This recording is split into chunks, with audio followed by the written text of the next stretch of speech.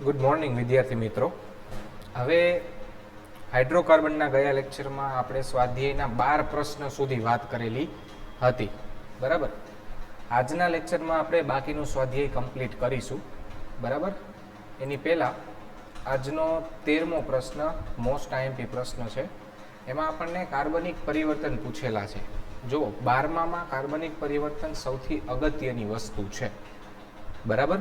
12મા ધોરણની અંદર કાર્બનિક પરિવર્તન સૌથી અગત્યની વસ્તુ છે, બરાબર. ચાલો તો શરૂઆત કરીએ આપણે સૌથી પહેલા સંયોજનથી. પેરા નાઇટ્રો બ્રોમો બેન્ઝીન બનાવવાનું છે બેન્ઝીનમાંથી. પેરા નાઇટ્રો બ્રોમો બેન્ઝીન બનાવવાનું છે. સૌથી પહેલા આપણે બેન્ઝીન તો બનાવીએ, બરાબર. આને આપણે 90 ડિગ્રીએ ફેરવી દઈએ જેથી કરીને તમને ટેક્સ્ટ બુક જેવી ફિલિંગ આવે, બરાબર. ચાલો, આ પહેલો દ્વિબંધ, આ બીજો દ્વિબંધ, આ ત્રીજો દ્વિબંધ, બરાબર. આ આપણું બેન્ઝીન છે. એમાંથી આપણે પેરા નાઇટ્રો બ્રોમો બેન્ઝીન બનાવવાનું છે. એટલે કે પેરા સ્થાન ઉપર આપણે નાઇટ્રો સમૂહ જોઈએ છે, બરાબર. હવે જો તમારી પાસે બે ઓપ્શન છે, કાં તો તમે પહેલાં બ્રોમિનેશન કરો ને કાં તો પહેલાં તમે નાઇટ્રેશન કરો. જો પહેલાં નાઇટ્રેશન કરતો, નાઇટ્રો મેટા નિર્દેશક છે, એટલા માટે આપણે ફરજિયાત પહેલાં બ્રોમિનેશન જ કરવું પડશે. એટલે સ્ટેપ નંબર 1 આવશે બ્રોમિનેશન, બરાબર. બ્રોમિનેશનમાં આપણે Br2 સાથે પ્રક્રિયા કરાવવાની છે અને સાથે આપણે FeCl3 નિર્જળ રાખવાનું છે. FeCl3 નિર્જળ, બરાબર. ઉપર ની લખી નાખું છું, આખું સમજી લેજો. નિર્જળ FeCl3, બરાબર. એટલે એમાંથી બનશે બ્રોમો બેન્ઝીન. આને હું કોપી કરી લઉં છું, બરાબર. ચાલો, એટલે અહીંયા જે આપણો હાઇડ્રોજન હતો એ હાઇડ્રોજન નીકળી જશે, એની જગ્યાએ બ્રોમિન આવી જશે, બરાબર. ચાલો, અને ઉપનિપજ મળશે HBr. એટલે હું અહીંયા -HBr લખી નાખું છું. આ આપણે બ્રોમિનેશન કર્યું, બરાબર. બીજા સ્ટેપમાં આપણે નાઇટ્રેશન કરીએ. નાઇટ્રેશન માટે શું કરવું પડશે? જાદુ લાંબો થઈ ગયો લીટો. ચાલો, નાઇટ્રેશન માટે શું કરવું પડશે? તો નાઇટ્રેશન માટે આપણે સાંદ્ર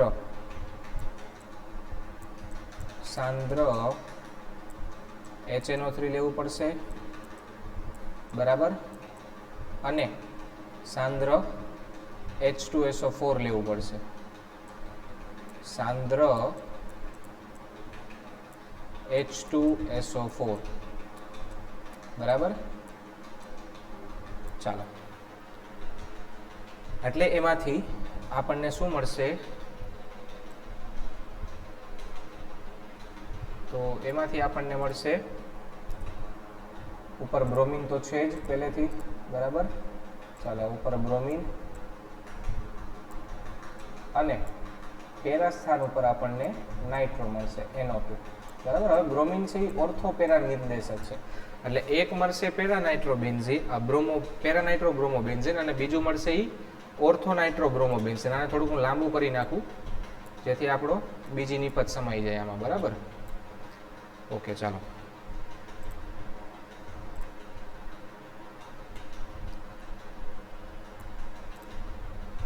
એટલે ઉપર બેન્ઝીન, બ્રોમિન અને ઓર્થો સ્થાન ઉપર નાઇટ્રો NO2, બરાબર. ચાલો, ટૂંકમાં બે નિપજ મળશે આપણને અહીંયાથી, અને ઉપનિપજ તરીકે H2O છૂટું પડશે. તો આપણી પહેલી પ્રક્રિયા છે, પહેલું કાર્બનિક પરિવર્તન, બરાબર. ચાલો, ત્યાર પછી કાર્બનિક પરિવર્તન નંબર 2, બેન્ઝીનમાંથી મેટા નાઇટ્રોક્લોરોબેન્ઝીન. ચાલો, મેટા નાઇટ્રોક્લોરોબેન્ઝીન. એટલે અહીંયાથી હું આટલી વસ્તુ કાઢી નાખું છું, બરાબર. ડિલીટ. ચાલો, ડિલીટ. હવે આપણી બીજી પ્રક્રિયા નંબર 2, બરાબર. બેન્ઝીન તો છે જ. બેન્ઝીનમાંથી મેટા નાઇટ્રો બ્રોમો ક્લોરોબેન્ઝીન બનાવવાનું છે. એટલે પહેલાં આપણે નાઇટ્રેશન કરવું પડશે. ચાલો, આનો સૌથી પહેલાં નાઇટ્રેશન કરવું હોય તો નાઇટ્રેશન માટે સાંદ્ર HNO3 અને સાંદ્ર H2SO4. ચાલો, સાંદ્ર H2SO4 બેન્ઝીન સાથે સાંદ્ર HNO3 અને સાંદ્ર H2SO4 ની પ્રક્રિયા કરાવશો એટલે એમાંથી શું મળશે આપણને? એમાંથી આપણને મળશે નાઇટ્રોબેન્ઝીન. બરાબર. કેમ પહેલા નાઇટ્રેશન કર્યું? કેમ કે આપણે મેટા સ્થાન ઉપર નિપજ જોઈએ છે એટલે, અને નાઇટ્રો છે એ મેટા નિર્દેશક છે. બરાબર. ચાલો, હવે હું આનું ક્લોરિનેશન કરીશ. ક્લોરિનેશન માટે શું જોશે? તો Cl2 જોશે અને નિર્જળ AlCl3. બરાબર. ચાલો, હવે એમાંથી નિપજ શું મળશે? તો મેટા સ્થાન ઉપર ક્લોરીન આવી જશે. બરાબર. ચાલો, અહીંયા આવી જશે NO2 અને મેટા સ્થાન ઉપર ક્લોરીન. બરાબર. આ બની ગયું મેટા નાઇટ્રો ક્લોરો બેન્ઝીન. બંનેની ઉપનિપજ લખી નાખીએ. અહીંયા ઉપનિપજ આવશે H2, જ્યારે અહીંયા ઉપનિપજ આવશે HCl. બરાબર. તાપમાન ખાસ યાદ રાખવાનું 50 થી 60 ડિગ્રી સેલ્સિયસ. અહીંયા માત્ર ડેલ્ટા કરવાનું છે. બરાબર. આ આપણી બીજી પ્રક્રિયા થઈ. ચાલો, ત્યાર પછી પેરાનાઇટ્રોટોલ્યુઇન બનાવવાનું છે. પેરાનાઇટ્રોટોલ્યુઇન. ચાલો, પેરાનાઇટ્રોટોલ્યુઇન બનાવીએ. બરાબર. ટોલ્યુઇન એટલે બેન્ઝીન ઉપર CH3. બરાબર. પ્રક્રિયા નંબર 3. ચાલો, આને એકવાર કોપી કરી લઉં. હવે સૌથી પહેલા આપણે આલ્કાઇલેશન કરવું પડશે. ફ્રીડેલક્રાફ્ટ આલ્કાઇલેશન. એના માટે જોશે CH3Cl. બરાબર. અને વત્તા નિર્જળ AlCl3. બરાબર. ચાલો, નિર્જળ AlCl3 એટલે એમાંથી શું બનશે? બેન્ઝીન ઉપર CH3 આવી જશે. બરાબર. ચાલો, બેન્ઝીન ઉપર CH3 ફ્રીડેલક્રાફ્ટ આલ્કાઇલેશન. આ આપણે ટોલ્યુઇન બનાવ્યું અને અહીંયા ઉપનિપજ આવશે HCl. બરાબર. ચાલો, બીજા સ્ટેપમાં આપણે નાઇટ્રેશન કરવાનું થશે. અહીંયા હું નિપજ હવે લખતો નથી. સાંદ્ર HNO3 આવશે અને સાંદ્ર H2SO4 આવશે. ઉપનિપજ મળશે H2. બરાબર. અને એમાંથી આપણને મળશે ઓર્થો અને પેરા નિપજ મળશે. આ આપણી ઓર્થો નિપજ. ચાલો, અને આ આપણી પેરા નિપજ માટે. બરાબર. ઓકે, ઉપર CH3 તો છે જ. ઉપર CH3 અને પેરા સ્થાન ઉપર આવશે NO2. અહીંયા ઉપર CH3 અને ઓર્થો સ્થાન ઉપર NO2. બરાબર. ક્લિયર? ચાલો, સમજાઈ ગયું બધાને? અને છેલ્લું છે બેન્ઝીનમાંથી એસિટોફિનોન. તો એ તો ડાયરેક્ટ ફ્રીડેલક્રાફ્ટ એસાઇલેશન છે. બરાબર. એસિડિક એનહાઇડ્રાઇડ વાપરો અથવા તો એસિટાઇલ ક્લોરાઇડ વાપરશો એટલે તરત જ મળશે. ટેક્સ્ટ બુકમાં સીધી એની પ્રક્રિયા જ આપેલી છે. ત્યાર પછી આપણે વાત કરીએ પ્રશ્ન નંબર 14ની. તો પ્રશ્ન નંબર 14 જુઓ, એ તમારે જાતે કરવાનો છે. અહીંયા તમને એક સંયોજન આપેલું છે. તમારે આ સંયોજનમાંથી પ્રાથમિક, દ્વિતીયક અને તૃતીયક કાર્બન ઓળખવાના છે. અને દરેક પ્રાથમિક કાર્બન સાથે કેટલા હાઇડ્રોજન છે, દ્વિતીયક કાર્બન સાથે કેટલા હાઇડ્રોજન છે, અને તૃતીયક કાર્બન સાથે કેટલા હાઇડ્રોજન છે એ કહેવાનું છે. બરાબર. તો હું તમને એ વસ્તુ સહેલી કરી દઉં. જે કાર્બન પર 3 હાઇડ્રોજન છે એ પ્રાથમિક હાઇડ્રોજન, પ્રાથમિક કાર્બન. તો આ પહેલો પ્રાથમિક કાર્બન, 2, 3, 4, 5 ટોટલ 5 પ્રાથમિક કાર્બન છે અને એના ઉપર ટોટલ 15 હાઇડ્રોજન થાય. એટલે 5 પ્રાથમિક કાર્બન અને 15 હાઇડ્રોજન એના ઉપર. હવે જ્યાં CH2 આવે એ દ્વિતીયક કાર્બન થશે. બરાબર. તો હવે જે ટીક માર્ક કરું એ દ્વિતીયક કાર્બન. અહીંયા CH2 છે અને અહીંયા CH2 છે. આ બંને દ્વિતીયક કાર્બન છે એટલે 2 દ્વિતીયક કાર્બન અને 4 દ્વિતીયક હાઇડ્રોજન. ત્યારબાદ તૃતીયક કાર્બન કેટલા છે? તો તો જ્યાં CH આવે એ તૃતીયક કાર્બન, બરાબર. આ CH છે એક જ છે તો એ તૃતીયક કાર્બન છે. એક તૃતીયક કાર્બન ને એક તૃતીયક હાઇડ્રોજન, અને ચતુર્થક કાર્બન પૂછે જેના ઉપર કોઈ હાઇડ્રોજન જ ના હોય તો એક ચતુર્થક કાર્બન છે, બરાબર. ચાલો ત્યાર પછી પ્રશ્ન નંબર 15, આલ્કેન શૃંખલામાં શાખાના કારણે તેના ઉત્કલન બિંદુ પર શું અસર પડે છે? તો આલ્કેન શૃંખલામાં જેમ શાખા વધતી જાય છે તેમ અણુ ગોળાકાર બનતો જાય છે, એટલે કે તેનું સંપર્ક સપાટીનું ક્ષેત્રફળ ઘટતું જાય છે, જેથી સંયોજનનું ઉત્કલન બિંદુ પણ ઘટતું જોવા મળે છે. જેમ શાખા વધશે તેમ સંયોજનનું ઉત્કલન બિંદુ ઘટતું જશે, બરાબર. ત્યાર પછી પ્રોપીનમાં HBr ઉમેરવાથી 2-બ્રોમોપ્રોપેન નિપજ મળે છે માર્કોવ-નિકોના નિયમ મુજબ. જો તમે બેન્ઝોઇલ પેરોક્સાઇડની હાજરીમાં પ્રક્રિયા કરાવો તો 1-બ્રોમોપ્રોપેન નિપજ મળે છે. ક્રિયાવિધિ સમજાવો, એટલે માર્કોવ-નિકોવ અને પ્રતિ માર્કોવ-નિકોવ ક્રિયાવિધિ સમજાવવાની છે.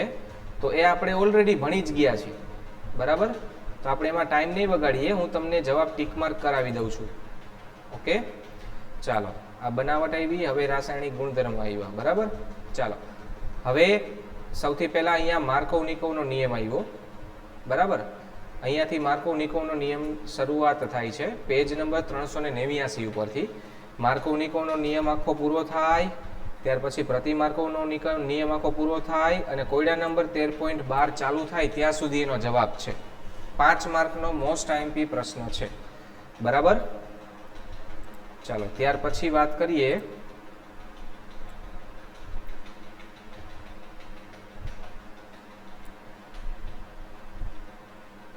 પ્રશ્ન નંબર 17ની. 1,2-ડાયમિથાઇલ બેન્ઝીનના ઓઝોનોલિસિસથી મળતી નિપજ લખો. ખરેખર આ પ્રશ્ન તમારા સિલેબસમાં નથી, એટલે આપણે બીજો પ્રશ્ન નહીં કરીએ. આ પરિણામ બેન્ઝીનના કેક્યુલે બંધારણની તરફેણ કેવી રીતે કરે છે એ આપણા કામનું નથી. આપણે માત્ર ઓઝોનોલિસિસ જ શીખીશું, કેમ કે ઓઝોનોલિસિસ કોન્સેપ્ટ આપણે ભણી ગયા છીએ એટલા માટે, બરાબર. ચલો 1,2-ડાયમિથાઇલ બેન્ઝીનનું ઓઝોનોલિસિસ કરવાનું છે, બરાબર. તો સૌથી પહેલા આપણે આખું સાફ કરી નાખીએ, બરાબર. સિલેક્ટ અને ક્લિયર ઓલ, બરાબર. ચાલો સૌથી પહેલા હું બેન્ઝીન દોરું છું. અહીંયા અમારી પાસે બેન્ઝીન છે, બરાબર. થોડુંક આ બાજુ રાખવું એટલે સમાઈ શકે આગળ. શું બનાવવા શું છે આપણે? 1,2-ડાયમિથાઇલ છે, એટલે પહેલા કાર્બન ઉપર મિથાઇલ આવશે અને બીજા કાર્બન ઉપર મિથાઇલ આવશે. ચાલો આ પહેલા કાર્બન ઉપર મિથાઇલ, બરાબર, અને આ બીજા કાર્બન ઉપર મિથાઇલ. હવે આનું ઓઝોનોલિસિસ કરવાનું છે. ઓઝોનોલિસિસ કરો ત્યારે બેન્ઝીનના કટકા અલગ રીતે થાય. એકચ્યુઅલી આપણે ભણેલા નથી, કેમ કે આપણા સિલેબસમાં 3 પાઇબંધ તોડવાના.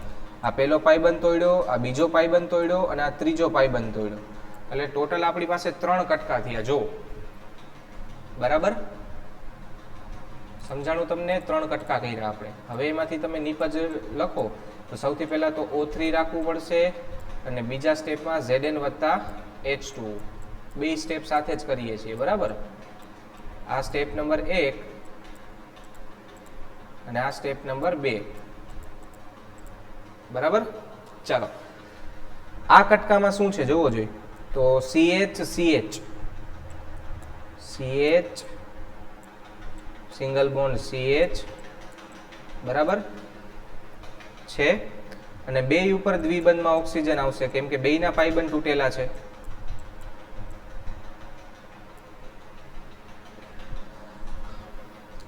ચલો CHO સિંગલ બોન્ડ CHO બન્યું, આને ગ્લાયોક્સાઇમ કહેવાય, બરાબર. એવી જ રીતે અહીંયા પણ એ જ બનશે, એટલે હું અહીંયા 2 કરી નાખું છું, વત્તા અહીંયા જોવો શું છે, CH3 સાથે કાર્બન, એની ઉપર દ્વિબંધમાં ઓક્સિજન, બરાબર. એ કાર્બન સાથે પાછો દ્વિબંધમાં ઓક્સિજન અને એ કાર્બન પાછો CH3 સાથે.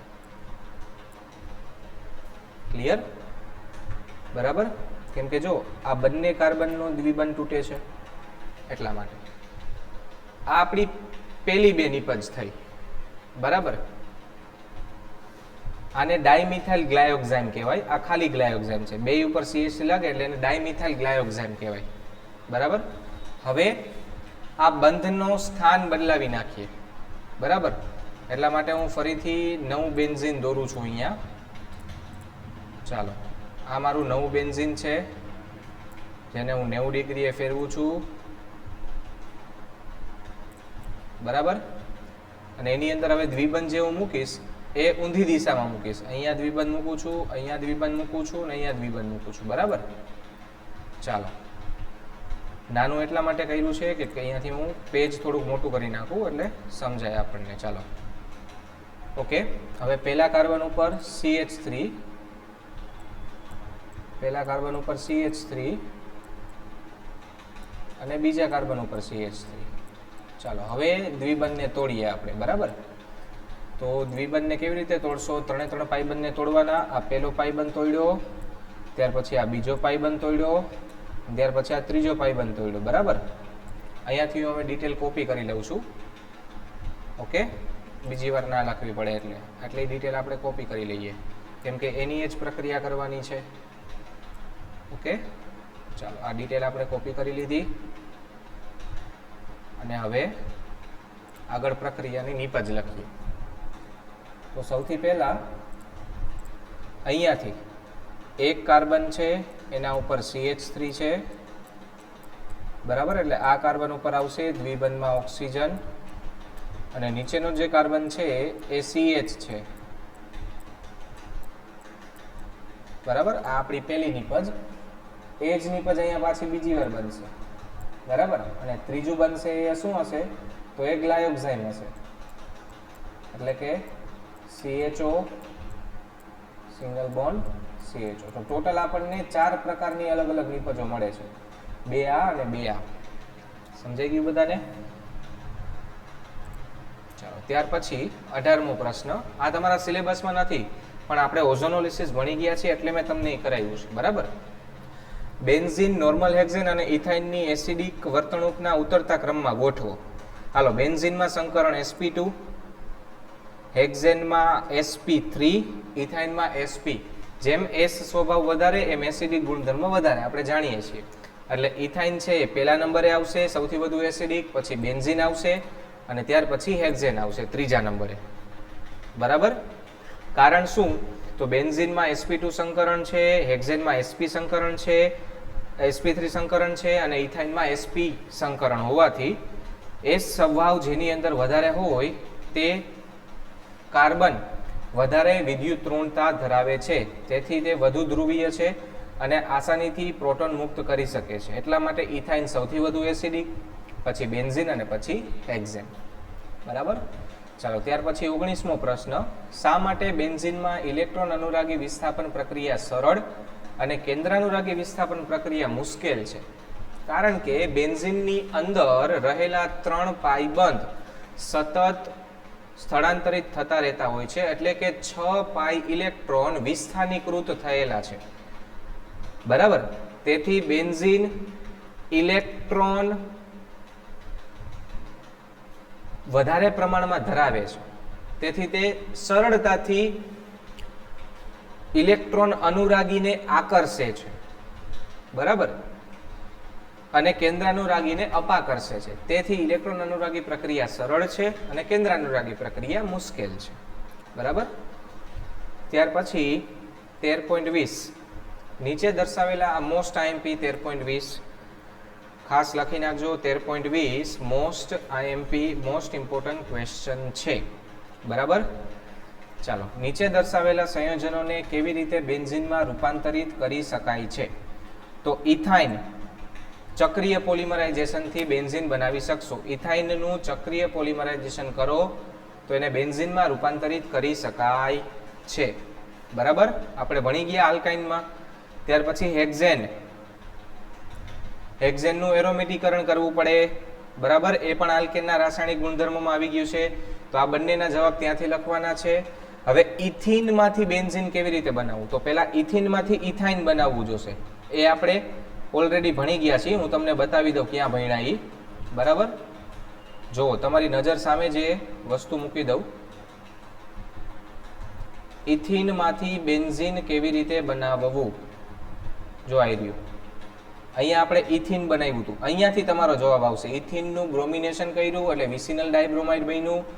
ત્યાર પછી વિસિનલ ડાયબ્રોમાઇડનું બીટા વિલોપન કર્યું એટલે એમાંથી ઇથાઇન મળ્યું, અને ઇથાઇનનું ચક્રીય પોલિમરાઇઝેશન કર્યું એટલે એમાંથી બેન્ઝીન મળ્યું. આટલો તમારો જવાબ આવશે. અહીંયા જે મેં ટીક માર્ક કરાવ્યું છે પ્રશ્ન નંબર 13.14 બરાબર, આ તમારો જવાબ થશે. બરાબર, ખાસ યાદ રાખજો, પ્રશ્નનો કોયડો નંબર 13.14 તમારો જવાબ છે. ઓકે, ચલો ત્યાર પછી એવા બધા આલ્કિન સંયોજનો દોરો જે હાઇડ્રોજનેશન દ્વારા 2 મિથાઇલ બ્યુટેન આપે. અચ્છા, આપણે એવા દરેક સંયોજનો દોરવાના છે જે આપણને 2 મિથાઇલ બ્યુટેન આપશે. ચાલો હવે સૌથી પહેલા 2 મિથાઇલ બ્યુટેન બનાવવા માટે આપણે એનું મૂળભૂત બંધારણ દોરી લઈએ કે 2 મિથાઇલ બ્યુટેન હોય કેવું. તો સૌથી પહેલા તો 4 કાર્બન સળંગ હોય અને બીજા કાર્બન ઉપર એક બીજો કાર્બન હોય. બરાબર, આપણે આવું સંયોજન બનાવવાનું છે. હાઇડ્રોજન તમારે લખી લેવાના છે. ઓકે, ચાલો હવે આપણે આમાંથી એવા આલ્કિન સંયોજનો ગોતવાના છે જે આ નિપજ આપે. બરાબર, તો સૌથી પહેલું આલ્કિન સંયોજન કયું થશે? તો ભાઈ દ્વિબંધ બતાવી દો જોઈ. ચાલો પહેલા આ બે કાર્બન વચ્ચે દ્વિબંધ બતાવી દો. બરાબર, તો આ સૌથી પહેલું સંયોજન આપણું. આનું નામ શું થશે? હાઇડ્રોજન તમારે લખવાના છે, હજુ કહું છું. બરાબર, આનું નામ થશે 3 મિથાઇલ બ્યુટ 1 ઇન. બરાબર, પછી બીજું શાખાનું સ્થાન બદલાવાનું જ નથી, આ ખાસ યાદ રાખજો. ચાલો અહીંયા દ્વિબંધ બતાવી દો. બરાબર, તો આનું નામ શું થશે? 2 મિથાઇલ બ્યુટ 1 ઇન, અને ત્યાર પછી વચ્ચે દ્વિબંધ બતાવી દો. આનું નામ થશે 2 મિથાઇલ બ્યુટ 2 ઇન. તો આ 3 સંયોજનો એવા છે જે હાઇડ્રોજનેશન દ્વારા આપણને આ નિપજ આપે છે. બરાબર, તો આ તમારા 21મા પ્રશ્નનો જવાબ. હાઇડ્રોજન તમારે લખવાના છે દરેક કાર્બન પર, આ યાદ રાખજો. ઓકે, ચાલો ત્યાર પછી વાત કરીએ આપણે નીચે દર્શાવેલા સંયોજનોને તેમની ઇલેક્ટ્રોન અનુરાગી પ્રક્રિયક સાથેની સાપેક્ષ પ્રતિક્રિયાત્મકતાના ઉતરતા ક્રમમાં ગોઠવો. તો તમને ખબર હોય તો આપણે ક્રિયાકારક અને અક્રિયાકારક સંયોજનો વિશે લાસ્ટ ટોપિકમાં ભણ્યા હતા. બરાબર, જેમાંથી સક્રિય કારક હતા NH2, NH4, NHCO, CH3, OCH3, CH3 ને C2H5. આ રિંગને ઇલેક્ટ્રોન અનુરાગી પ્રક્રિયા કરવા માટે ઉત્તેજિત કરે છે. જ્યારે ક્લોરીન છે એ મધ્યમ અક્રિયાકારક છે, અને ત્યાર પછી મેટા નિર્દેશક આપણે જેટલા ભણ્યા એ બધાય અક્રિયાકારક હતા. એટલે બેન્ઝીનને ઇલેક્ટ્રોન અનુરાગી પ્રક્રિયા કરવા માટે ડીએક્ટિવ કરી નાખે. બરાબર, ચાલો જોવો જોઈ. બરાબર, સૌથી પહેલા છે ક્લોરોબેન્ઝીન, પછી 2,4 ડાયક્લોરોબેન્ઝીન, અને પછી પેરાનાઇટ્રોક્લોરોબેન્ઝીન. તો હવે નાઇટ્રો છે એ રિંગને અક્રિયાકારક બનાવે છે. તો સૌથી ઉતરતા ક્રમમાં કીધું છે, તો સૌથી વધુ સક્રિય ક્લોરોબેન્ઝીન પહેલા નંબરે, પછી પેરાનાઇટ્રોક્લોરોબેન્ઝીન બીજા નંબરે આવશે, ને ત્રીજા નંબરે આવશે 2,4 ડાયનાઇટ્રોક્લોરોબેન્ઝીન. કેમ કે આમાં એક પણ નાઇટ્રો નથી એટલે સૌથી વધુ સક્રિય થઈ, આમાં એક નાઇટ્રો છે એટલે આના કરતા ઓછું સક્રિય થયું, અને આમાં 2 નાઇટ્રો છે એટલે આ સૌથી ઓછું સક્રિય. બરાબર, ત્યાર પછી છે ટોલ્યુઇન, આ છે પેરાનાઇટ્રોટોલ્યુઇન, અને આ છે 1,4 ડાયનાઇટ્રોટોલ્યુઇન, 1,4 ડાયનાઇટ્રોબેન્ઝીન. તો સૌથી વધુ સક્રિય આવશે ટોલ્યુઇન, કારણ કે એની અંદર મિથાઇલ છે જે સક્રિય કારક છે. પછી આવશે પેરાનાઇટ્રોટોલ્યુઇન, અને પછી આવશે ડાયનાઇટ્રોબેન્ઝીન ત્રીજા નંબરે, કારણ કે એની અંદર 2 નાઇટ્રો સમૂહ છે. બરાબર, ચાલો ત્યાર પછી પ્રશ્ન નંબર 23. બેન્ઝીન અને મેટાડાયનાઇટ્રોબેન્ઝીન અને ટોલ્યુઇનમાંથી કોનું નાઇટ્રેશન વધુ સરળતાથી થશે? તો જે આપણા બેન્ઝીન વલયને સક્રિય કરશે એનું નાઇટ્રેશન સૌથી વધુ ઝડપથી થશે. ટોલ્યુઇન છે એ આપણા બેન્ઝીનને સૌથી વધુ સક્રિય કરે છે, કારણ કે તે ઇલેક્ટ્રોન દાતા સમૂહ છે અને આપણા બેન્ઝીન વલયમાં ઇલેક્ટ્રોનનું દાન કરે છે. તેથી ટોલ્યુઇનનું નાઇટ્રેશન સૌથી વધુ સરળતાથી થશે. પછી બીજા ક્રમે બેન્ઝીન આવશે અને ત્રીજા ક્રમે આવશે મેટાડાઇનાઇટ્રોબેન્ઝીન. બરાબર. ચાલો ત્યાર પછી 3.24 બેન્ઝીનના ઇથાઇલેશન દરમિયાન નિર્જળ એલ્યુમિનિયમ ક્લોરાઇડના બદલે કયો લુઇસ એસિડ વાપરી શકાશે? ઇથાઇલેશનમાં બીજા કયા કયા લુઇસ એસિડ વાપરી શકો? તો FeCl3 વાપરી શકશું, FeBr3 વાપરી શકશું, BF3 વાપરી શકશું, SnCl4 વાપરી શકશું, BCl3 વાપરી શકશું. ટૂંકમાં કોઈ પણ લુઇસ એસિડ આપણે ત્યાં વાપરી શકવા સક્ષમ છીએ. જે લુઇસ એસિડમાં ઇલેક્ટ્રોનની ઉણપ હોય એ બધા લુઇસ એસિડને આપણે વાપરી શકીશું. બરાબર. ચલો ત્યાર પછી આપણો લાસ્ટ ક્વેશ્ચન. આ પ્રશ્નનો જવાબ મેં તમને ઓલરેડી લખાવી દીધો છે, છતાંય હું તમને અત્યારે એક્સપ્લેન એકવાર કરી દઈશ. કાર્બન પરમાણુની એકી સંખ્યા ધરાવતા આલ્કેનની બનાવટ માટે વુડ્સ પ્રક્રિયા શા માટે પસંદ કરવામાં આવતી નથી? તમારા ઉત્તર માટે કોઈ એક ઉદાહરણ સમજાવો. ચાલો સરસ. તો આપણે એના માટે એક ઉદાહરણ લઈએ કે વુડ્સ પ્રક્રિયા શા માટે એકી સંખ્યામાં કાર્બન ધરાવતા પ્રક્રિયકો માટે થતી નથી.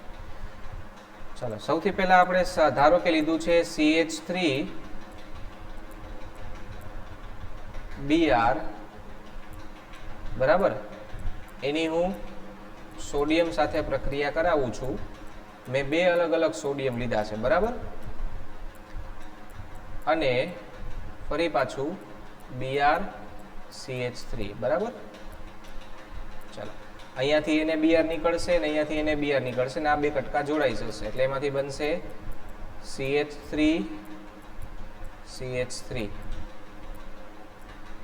જોવો જોઈએ, આપણે બ્રોમો મિથેન લીધું હતું તો એમાંથી આપણને ઇથેન મળ્યું, બરાબર. અહીંયા શુષ્ક ઇથર લખવાનું થશે, એરાની ઉપર શુષ્ક ઇથર લખવાનું ભૂલતા નહીં, બરાબર. અને ઉપનિપજમાં આવશે 2NaBr.